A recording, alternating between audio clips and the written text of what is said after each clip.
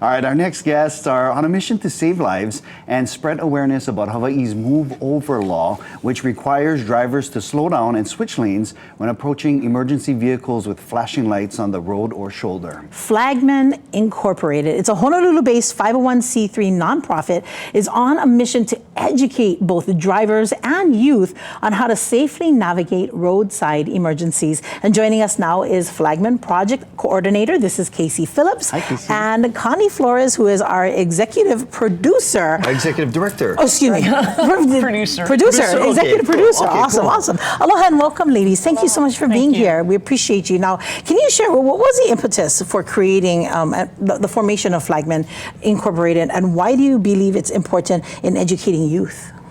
The impetus on this was Cindy Idice is the founder, CEO of this. Okay. And actually her brother was the tow business 70 years in Connecticut. And he was known as the safest person on the road, and the state troopers, and just a very well respected family in the business. And he was killed on the side of the road doing a disabled vehicle, going up, the truck, and a guy that was going 90 miles an hour, impaired, was stock car racing on a 2-lane highway on the Merritt Parkway and killed him instantly. Wow. And that was the start of it. And even the police officers and everybody, the first responders on hand were like, it couldn't have happened.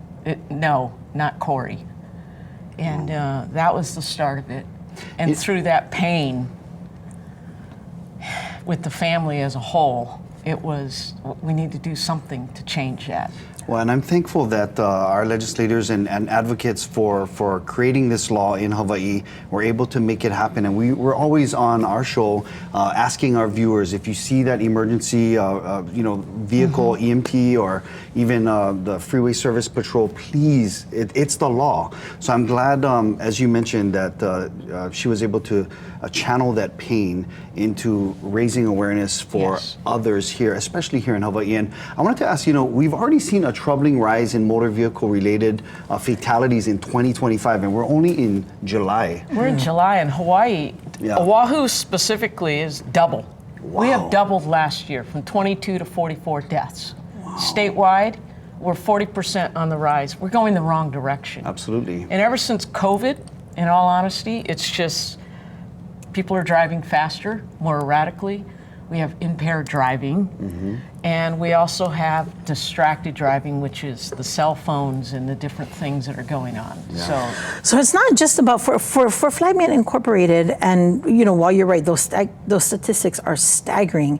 It feels to me that you folks are really wanting to work on a preventive measure, and you folks are doing that by reaching back, going even a little further to people who don't even drive yet. Right. Is that correct? Yes, the K through 12. So we're going to the schools. We started in Molokai, as far as here on the islands, and they were the first to bring it. And we have an amazing family that's there that we're working with. And we started there May of last year, and then now we just finished on Maui, and the next place, and then Oahu here. So we went to several of the schools here. And next month we'll be on the Big Island in the Hilo area, and we'll also be back in Molokai expanding again. 13,000 students are going to be hearing this message. We'll hear it by that time in 18 months. That is amazing. Thank you guys. So it's a staggering number. We started in Connecticut, of course, and we've already hit another 10,000, over 10,000 there.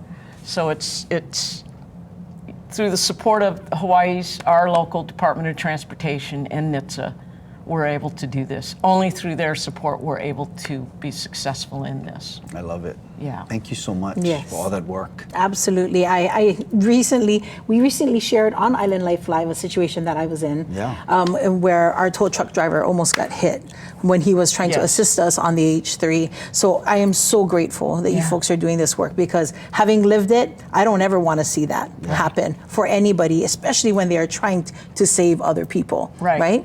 So we really appreciate the great work that you folks are doing. We appreciate you. We're the 50th state to have this law enacted. It was only after 2 police officers were killed months apart and this was back in 2011. Yep. Neil Abercrombie, our governor at that time, approved it to pass that. So we're the 50th state to do that, and it's like, the fact that we have so many deaths right now in Hawaii, it's like, we need to drive with aloha. Yep. Yeah, And it's time 100%. for us to make It's that just difference. Like, slow down, Yes. move over.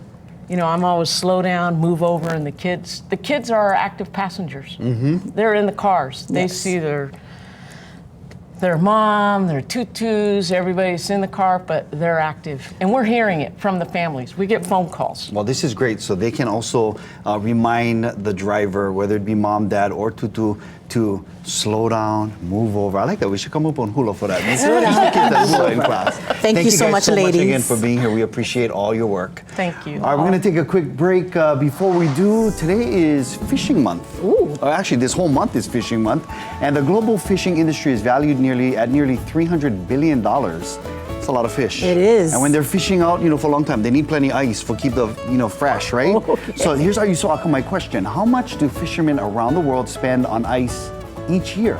Is it 30, 300, or $3 billion? We'll get you the answer coming up right after the break.